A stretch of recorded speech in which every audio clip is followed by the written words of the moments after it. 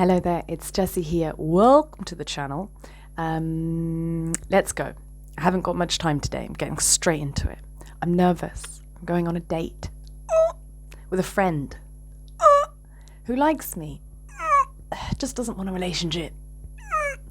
And we both have feelings, and I'm nervous now, and it's exciting. But anyway, I've been thinking a lot. Like this situation I just told you about is really making me examine love and what I think love is in relationship, and all the fears that I have surrounding that, and why it is, more generally, like why it is certain people that we fall in love with. Like, why?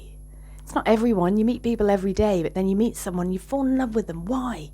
I'm thinking about it with this dude, like, why? And you know what my current conclusion is I love the person I am when I'm with him. Like, it's the side he brings out in me, and everyone brings out different sides, and I'm a bit of a chameleon like that. And I'm so distracted by this massive mosquito that has been living in my room for about a week now. I'm just gonna have to look at it. He's so big you don't understand, and I'm not killing him, and he's not biting me, so we seem to have an agreement. But I don't know, I feel a bit weirded out by him right now. Where was I? I'm nervous. Yeah, love, it's the person I am when I'm with him. Like, I'm actually like this kind of character with him. Is an aspect of my personality I really, really enjoy personally, and I don't share it that much out there. I do, like, really close friends, and sometimes, but generally no. It's really interesting, and I can with him. It's so easy. So I think that's what I'm falling in love with, is the experience of sharing this part of myself with someone new. I think it's probably millions of other things that I don't know, and there's so many layers and realms that we exist in. I had the craziest dream last night, and I'm going to share it with you. If anyone analyzes dreams, let me know what you think. So first of all, I'm watching a Japanese reality. I have so many things to tell you today. Watching a Japanese reality TV show called Love Village. Yeah. And I love watching Japanese reality TV shows. I love watching how Japanese people interact, and it's so different. It's so flipping different, and I'm learning a lot about myself, actually, and like, well, how different we can all be, but it's reflecting behaviors back, like, wow, I'd never do that. And then I realized, I don't know, it's very interesting. Anyway, in my dream, I was in Love Village with all the participants, and then I woke up from the dream in this bedroom, but I was still in the dream, but I didn't know that. I thought I'd woken up. You know when that happens.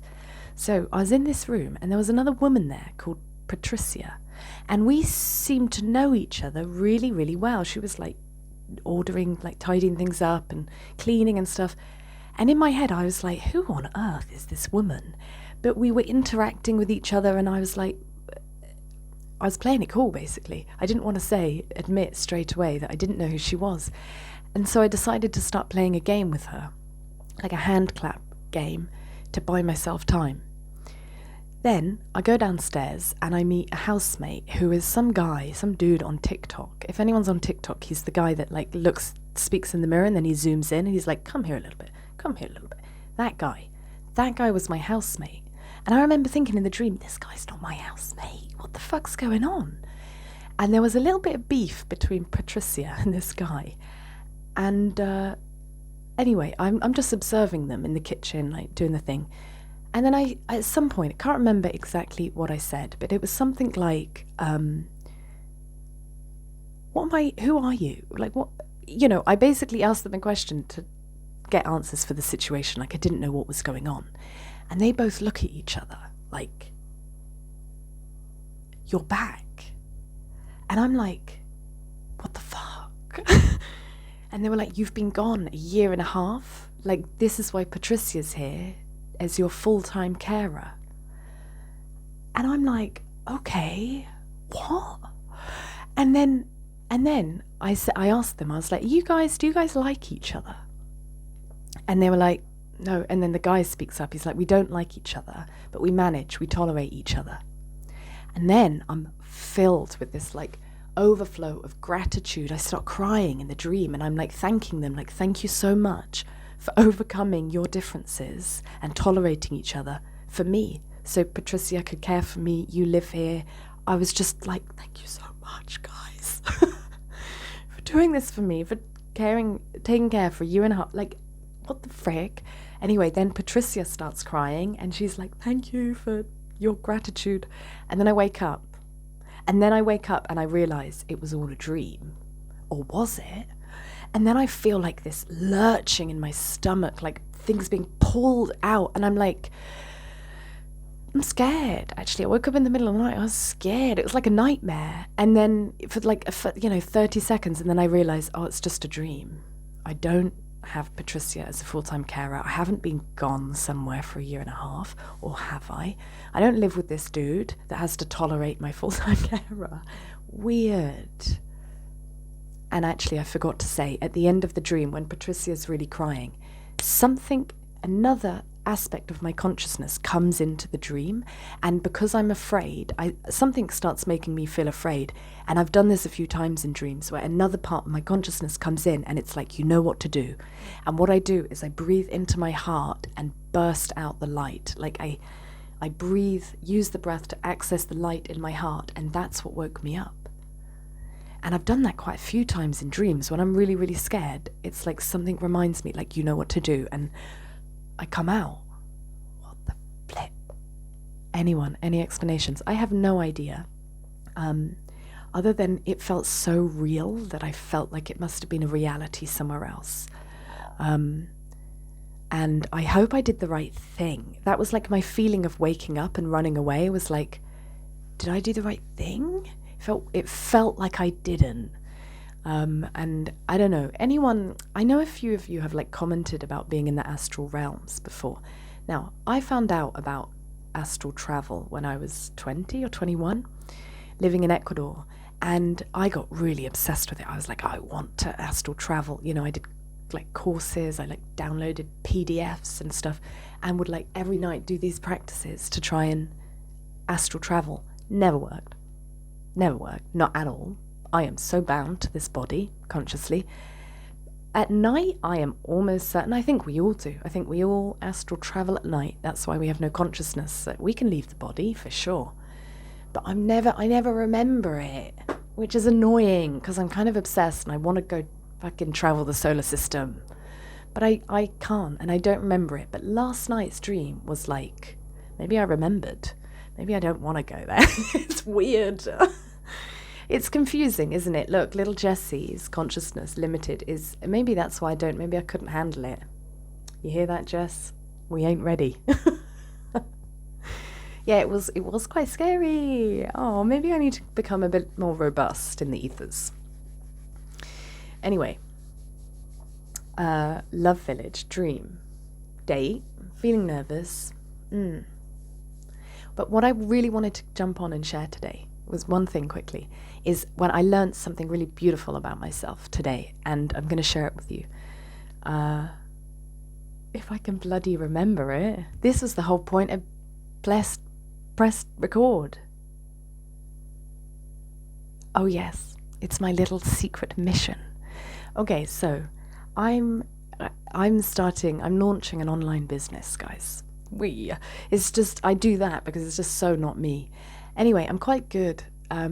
It's about Ayurveda, so I'm quite good at like verbalizing and teaching, and like this is my expertise and my skill set. What I'm not good at is visual design. Like at all. I don't know color combos. I don't know what fonts match. Like And so I made my first video and I sent it to my family, and they're like, the content is great. Visuals? Which I totally agree with because I don't know how to do it. And I know that I don't know. Anyway, what I'm going to do is just like keep sending it to my family and friends, get their feedback, and then adjust the video the next time, like make changes. And at some point down the line, I'll find my format that I'm happy with and I get good feedback for, and I'll stick to it. And I've been thinking, like, you know, some people might, like I was talking to one of my students today, who's CEO of a company, very successful man, and he's like, Jessie, you should maybe invest in some marketing, or, for someone to do it for you. It's very important. And he's absolutely right. I should probably invest or get advice or counsel or something. And I think what a lot of us, maybe, I don't know, would want to do is like have this finished, polished product to launch. The logo's done. Like, I'm changing the logo as we speak. The logo's done, everything, and you sort of launch. That's your brand. I know it's done. And that is a good business. That is success in business, for sure. You're reliable, you're consistent, blah, blah, blah, blah. But my secret wish, my soul's wish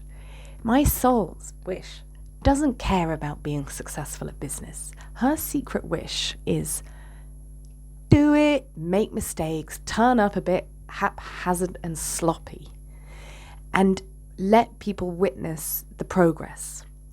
Not everyone will stay. People who are looking for a polished brand won't stay, but people who maybe want to do it themselves, they can see that I'm trying, and they respect that I'm trying, and they almost want to see how it goes. They're the people I want, because secretly, I hope that in being a bit shit at something, it inspires them. It inspires them to be a bit shit themselves, like to put yourself out there. I think so many of us don't put ourselves out there in whatever it is we want to do because we're a bit shit. And like, quite honestly, yeah, we are, if we haven't done it before. And that stops a lot of us, I think. Maybe I'm talking for myself. It stopped me for a long time. And once I realized you can just be a bit shit and it improves. And if that inspires anyone to do something because they think, well, if Jessie's doing it, I can. This is how I started the channel. If Jessie can do it, I can. And even bigger secret wish is that they see my stuff and they go, I could do better than that. Fantastic. Go and do better. And this is my secret wish. So, and I realized it. And I was like, it makes my soul happy. And I thought, even if nobody is inspired in that way, I don't care. It's not even a secret wish, so, like, it's my secret wish that's so secret, no one will never talk about it. No one will ever tell me, you inspired me by being shit. So, even if it did inspire, I would never know. And if it doesn't inspire, I still don't know, but it still makes me happy. Whoa, I love that. I think it's so nice to be in touch with a part of me that's, like, innocent and pure. It's not doing it for business. Who gives a shit? I'm doing it for the people. But really, it's for me. Oh, it's beautiful. I'm really, really very grateful to be in touch with this part of myself, and I wanted to share that. And even invite you to think about, what's your secret wish? What's something that you do that you don't tell anyone, but it makes you happy? And treasure that part of yourself, and that you're on a secret mission. Anyway, I will leave it there today, guys. Thank you very much for watching. Please like the video if you liked it. Share it for a friend if you want. If they analyze dreams, let me know all of your thoughts down below. I'll get back to you. And hit subscribe if you want to. And I'll see you in the next video. This is a very long ending. Have a beautiful day and a beautiful life. We've got this.